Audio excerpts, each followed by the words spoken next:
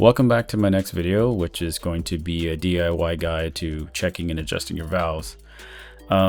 This is kind of a more lengthy process, so I'll probably end up breaking this up into two videos, where the first video is mostly tearing down and getting to the cam cover. The second video doing the actual valve check and then any adjustment from there on, and then maybe some reassembly videos as well. I think that this is a very daunting task to take on. So the way I did it before is I used to take it to a DIY shop, used to tear it down and then have the mechanic help me out. But unfortunately, that's not the case anymore. So I ended up having to do it myself and made a few mistakes, made more than a few mistakes along the way. So we'll see if I show those or not. But I will try to give you some heads up for some gotchas and some little things you may run into along the way that could cause you some headache. But again, I would say that, watch the video, watch both videos, and if it doesn't make sense, then go ahead and take it to the shop, have your mechanic do it. But I feel like this is something that most people can take on if you just give yourself a little bit of time. Make sure you have the right tools. Make sure you order your shims and get the shims ordered correctly. That'll also help because all that stuff takes time. And I sat there with my bike waiting for almost 3 months for stuff to come in, so it took quite a bit. So grab your tools, follow along, and let's get this bike into shape.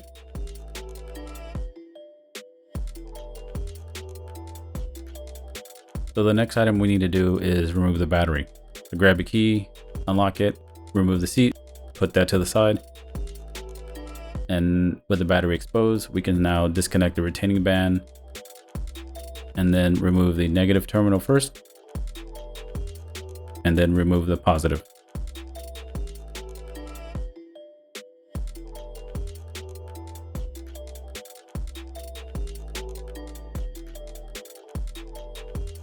Now we can move on to removing the tank. There are two fasteners at the top of the tank that hold it in, and we'll remove these next.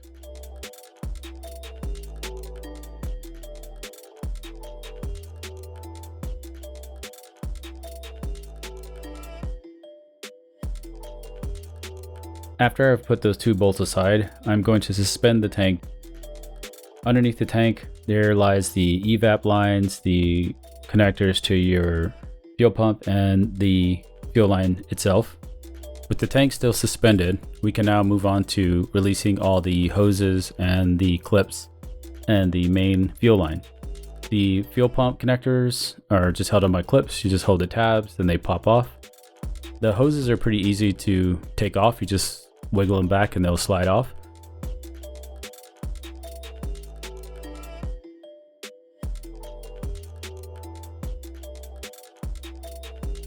The fuel line has a little bit of a weird connector, so you'll have to release it by pulling back the orange tab.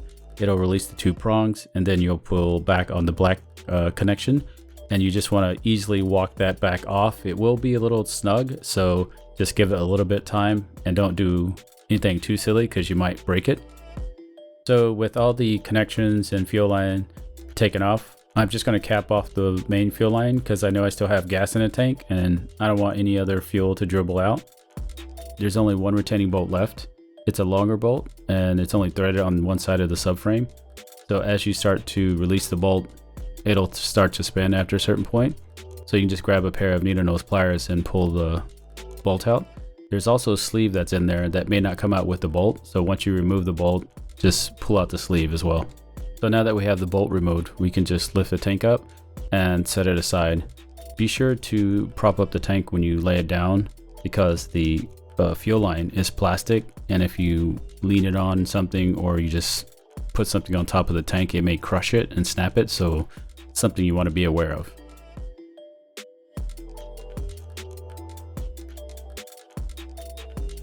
In my air filter video, I got a little bit more in depth about removing the upper assembly of the airbox, but for the purpose of time, I'm just going to keep this a little bit short. One of the first things we're going to do is remove the IAT sensor from its connector. Now, remove the 8mm screws around the airbox.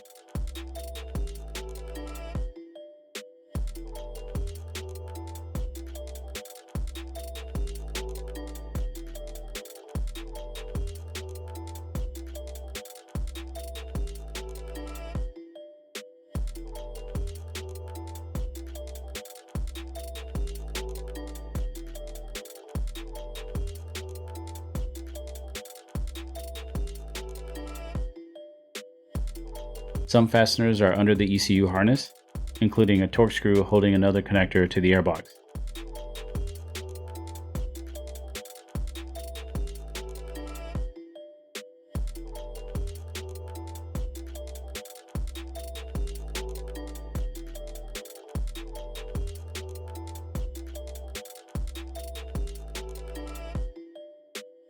Rotate the upper assembly carefully as the immobilizer remains attached.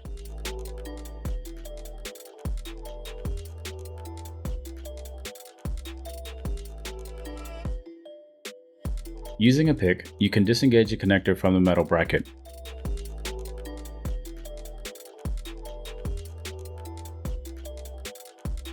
And unplug the immobilizer. Set the upper assembly aside. Next, remove the velocity stacks. Each velocity stack is secured by 2 hex fasteners.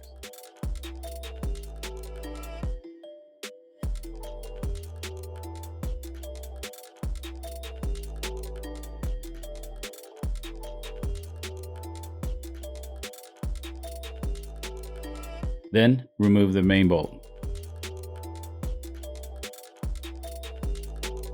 When removing this bolt, ensure not to lift up on the lower assembly too high. There are 2 hoses, one black hose on the right secured by a clamp and one gray hose on the left which does not have a clamp.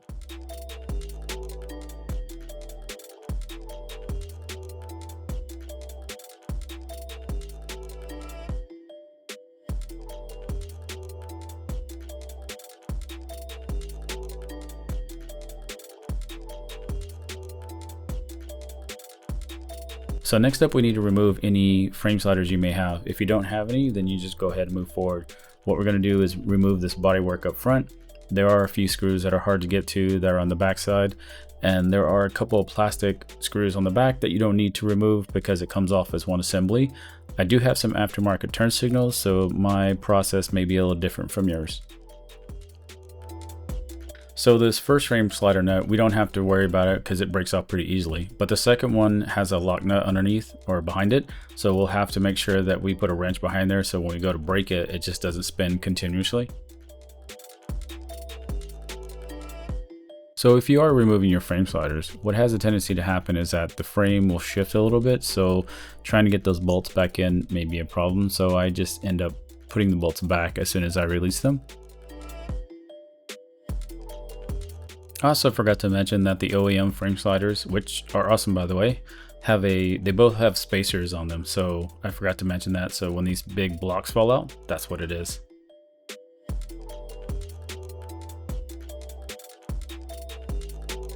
And now we'll just move to the other side and repeat the process for the other frame slider.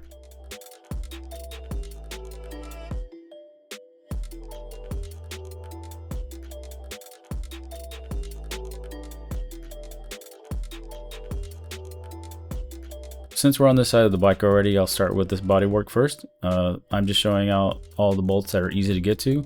The first piece we'll take off is this red fairing, and then that'll allow us to get to the bolts that are in the upper part that are behind the black fairing.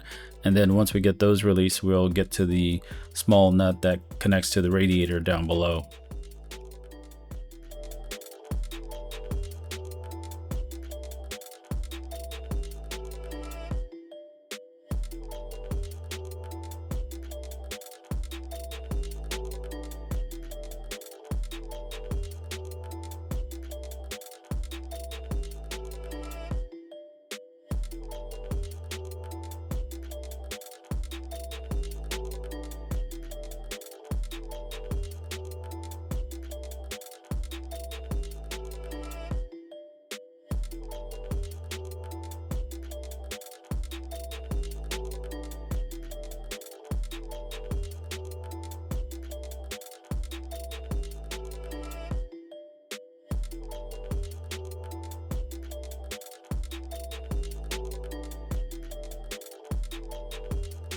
As mentioned before, your turn signal setup may be different from mine, but I have aftermarket turn signals, so they come apart with these 2 quick disconnects on top.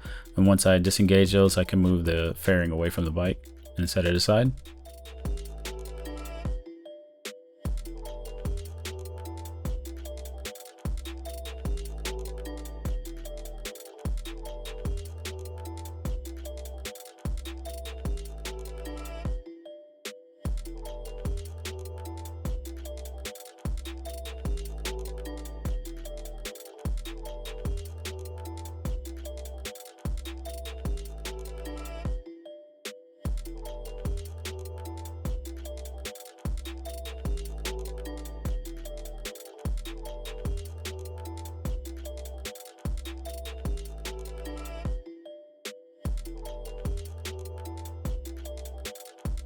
we can disconnect the 3 fuel injector multi-plugs from underneath the fuel rail. They release pretty easily, so just take them off and just set them aside.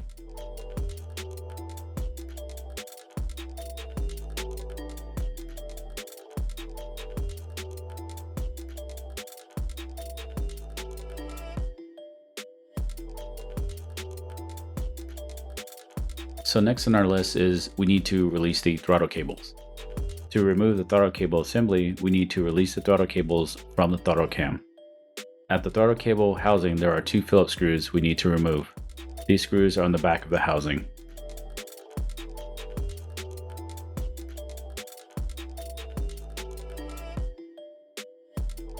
Once the housing is open, you can release the cables by pushing the cable ends out of the holding slots with a pick.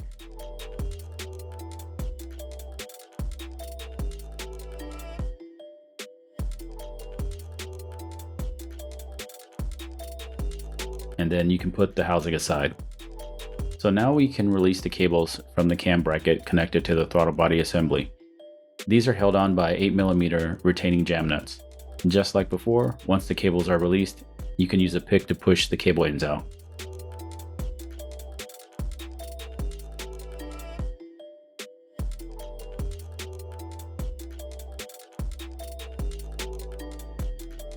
So at the part we were doing the injector plugs and releasing them, I forgot to mention that there is one more connection along that fuel injector wiring line.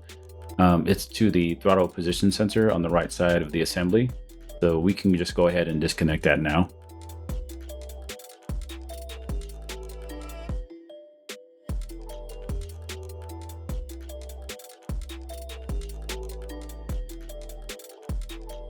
The video may not show it clearly, but this illustration highlights the 3 retaining clamps securing the throttle body assembly.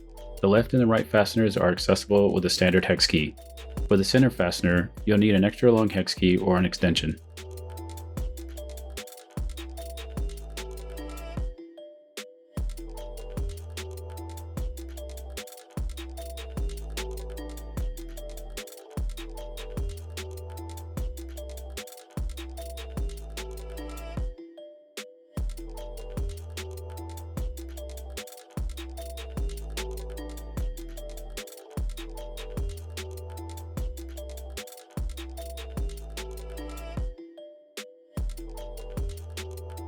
Now gently rock the assembly back and forth while applying upward force to release it from the intake holes.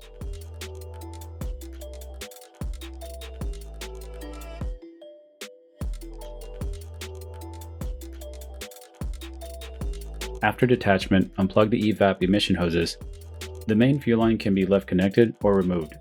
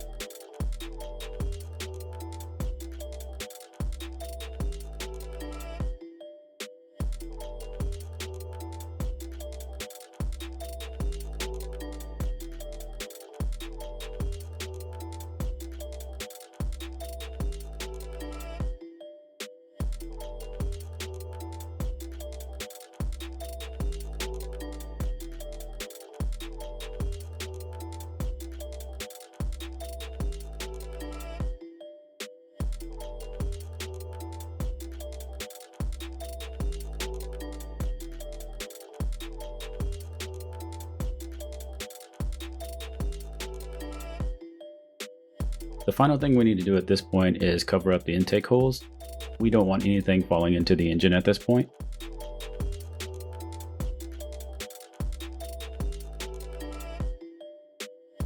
In order to remove the coil packs, we need to remove the secondary evap system first.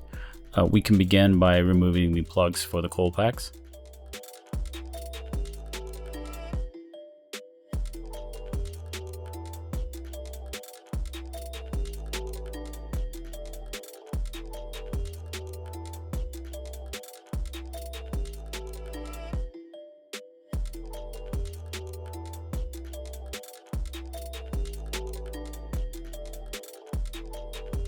So the secondary evap system is held on by a bracket that connects to the block off plates. So we'll need to remove these screws in order to take everything off as a whole unit, and there'll be a few plugs along the way that we'll disconnect.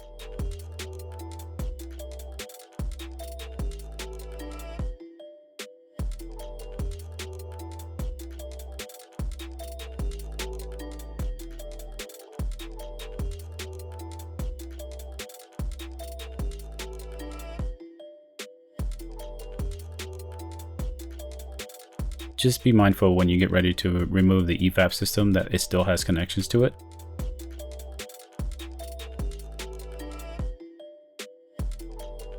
And now we're just going to disconnect the radiator fan plug. Here I'm just trying to demonstrate the assembly as a whole because it's hard to get that camera view down in there. So we're also going to have to remove this wire loom because it'll cause problems when we try to remove the cam. Then we will remove the brake ABS sensor, and then this also provides power to the right turn signal, so we'll just need to disconnect that as well, and we'll start with that first.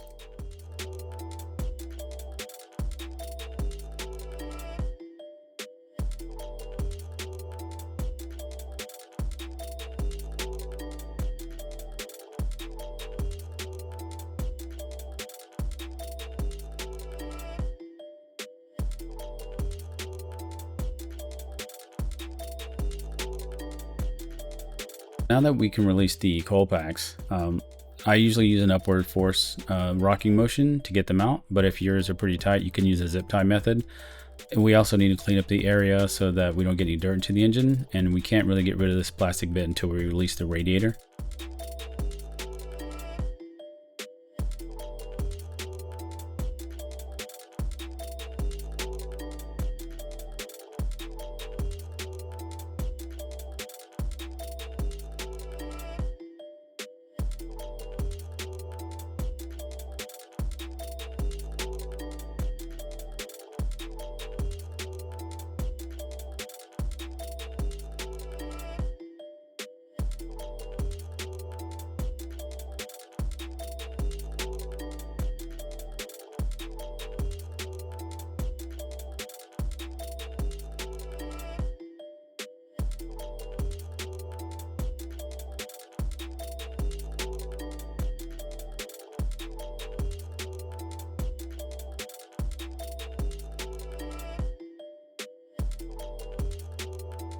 I know a lot of people don't want to do this, but it's going to make your life a little bit easier to release the radiator in getting your measurements. But if you choose not to, you might find it a bit difficult.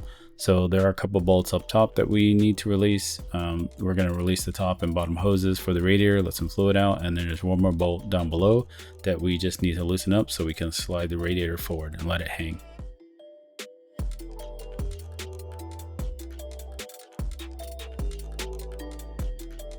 So nothing really fancy here. I have a rag, I have adjustable pliers, so we're just going to break loose the hose gently, and then we're going to let the fluid run out. And don't forget to get your catch can.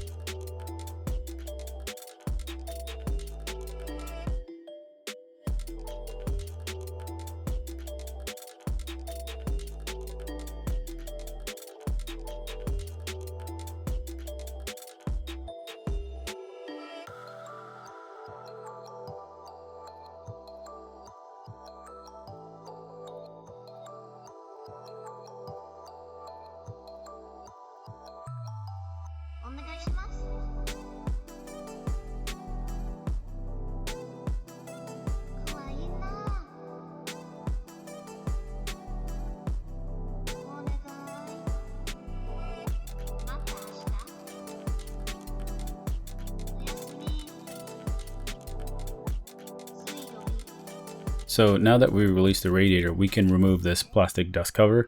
This comes off pretty easily. We can just set it aside. This concludes the first portion of the valve check and adjustment video. The next video, we're going to do the valve check and, if necessary, any adjustments. Now, my bike is out of spec and I know I need to do a valve adjustment, but since I was already in there, I decided to change out the cam chain as well. Now, in doing so, I needed to order some specialty tools that would allow me or give me a little bit more peace of mind when I got the bike back to top dead center. Now, these are things that you may or may not want to do, so I'll leave that up to you. But just a heads up, when you go to buy your shims and other parts and components that you'll need to put your bike back together, things may not be readily available. So if you're going to buy Triumph shims, they are quite pricey, and I'll try to list out a couple of places that I got my shims from. But being in the state that we're in now with the state of the world, it may take you even a little bit longer to get stuff, so just keep that in mind. Yeah, but with all that said, I'll see you in the next video.